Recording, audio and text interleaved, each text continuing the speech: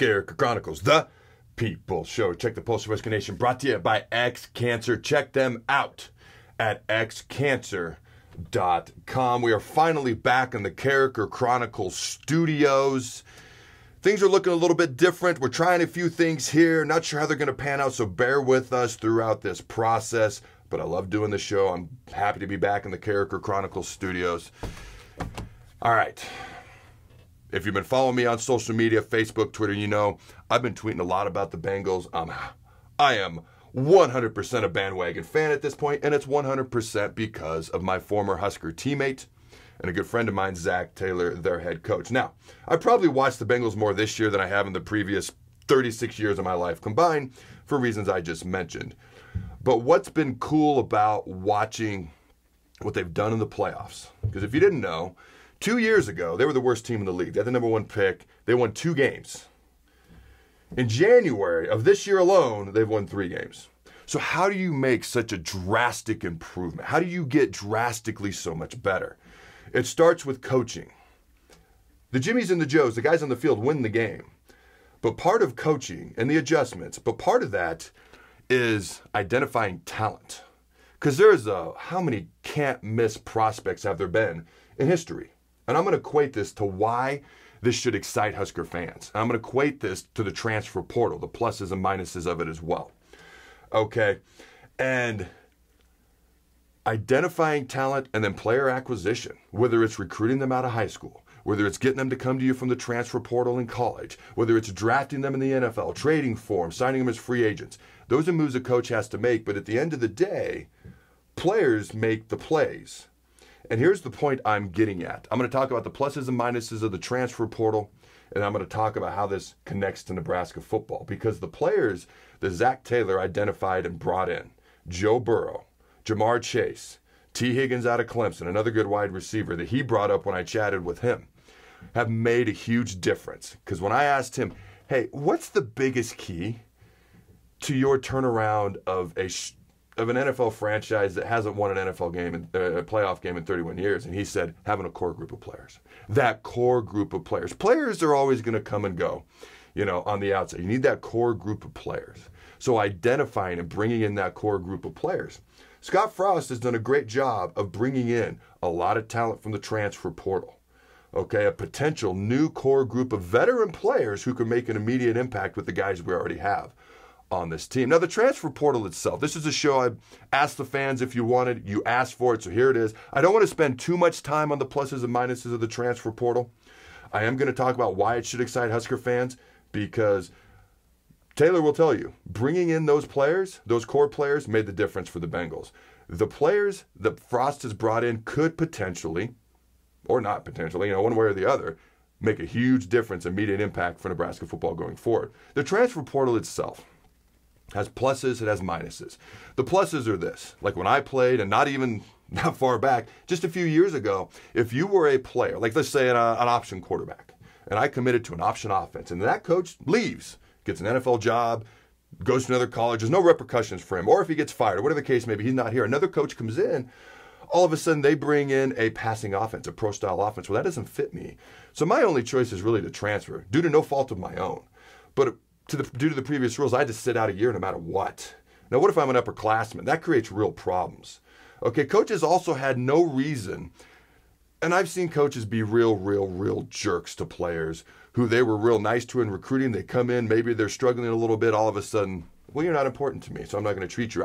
There's various scenarios where players were going to leave, but it was tough because you had to sit out a year, especially the longer. If you try to make it work out and then you try to leave, then it's tougher. Okay, the transfer portal gives players more power, more control. If a situation like the one I just described with the option quarterback happens, you can go somewhere and play right away and find a system that suits you. That's the plus. Players have more power. Okay, the minus is you could make a strong argument that it's created an attitude of, well, I didn't play a lot as a freshman, so I'm out. Or it's not working out quickly here, so I'm out. So I'm sure there's some of that. I'm sure there's some guys who have every right to transfer. I do like that once you've transferred, it's really hard to transfer again, so there are some boundaries.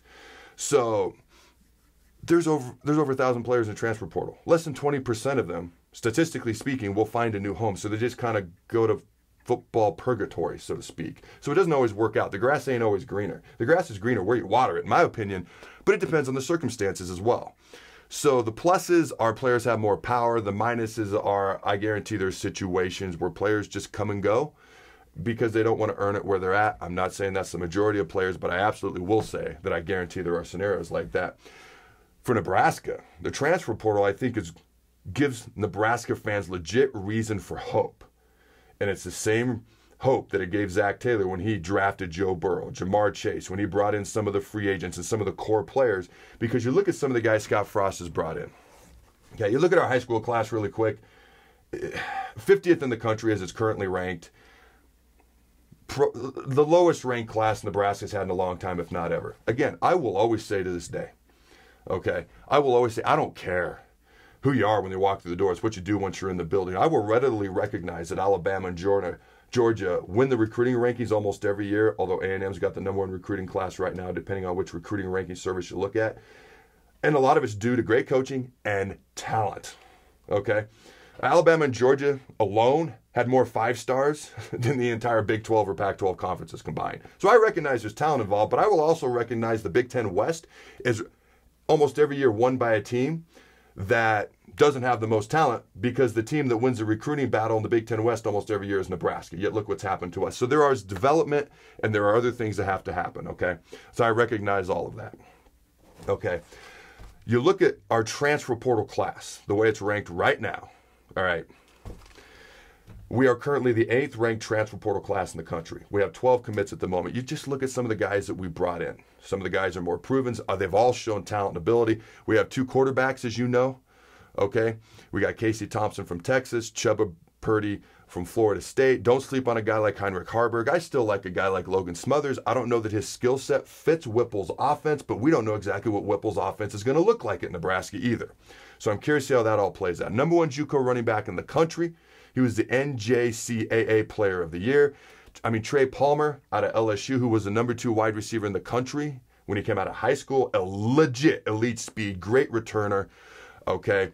Hopefully Mickey Joseph can get him to live up to that physical potential fully that he has. Brought in 2 offensive, I'm just looking at the offense quickly, 2 offensive linemen who are mammoth human beings, 6'5", 6'7", 320, 325. Both of them have starting experience at their previous colleges. We brought in a bunch of guys in the defensive secondary, okay, JUCO and transfer portal players as well. Along the D-line, we brought in some players, but we could still use some veteran help, okay, especially after the losses of guys like Ben Stilley, Damian Daniels, and DeAndre Thomas, okay.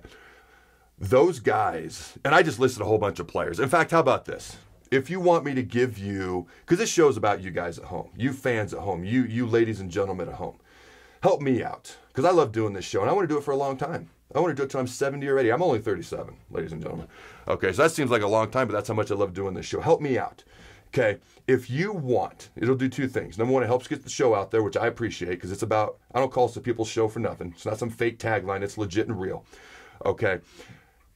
If you want me to do a show where I narrow it down, hey, these are the top, let's say 5 transfer portal players who are coming in that I think can make an immediate impact, have the best opportunity to make an immediate impact for Nebraska football, give this video a like, give it or give it a comment, okay?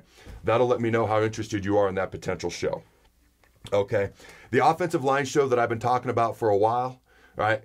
Hey, I asked you if you wanted it. You said yes. It will be coming on Thursday. Look for that show on Thursday. In fact, I'm probably going to be doing Carriker Chronicles on Mondays and Thursdays going forward. I want to see how that schedule works out in the off season. But look for that in the short term, and hopefully that becomes something that works out well and we can continue doing long term. I will always honor my word. If I ask you for something and you say you want, I will always get to it. The transfer portal show I've been promising, that's this show. The offensive line show will be Thursday. Last week I had to take advantage of talking to Daniel Bullocks, JoJo Doman, but I will always honor my word, and I appreciate you. Until next time, Husker Nation, let me know your thoughts. Go Big Red Noise. Remember, throw the bug.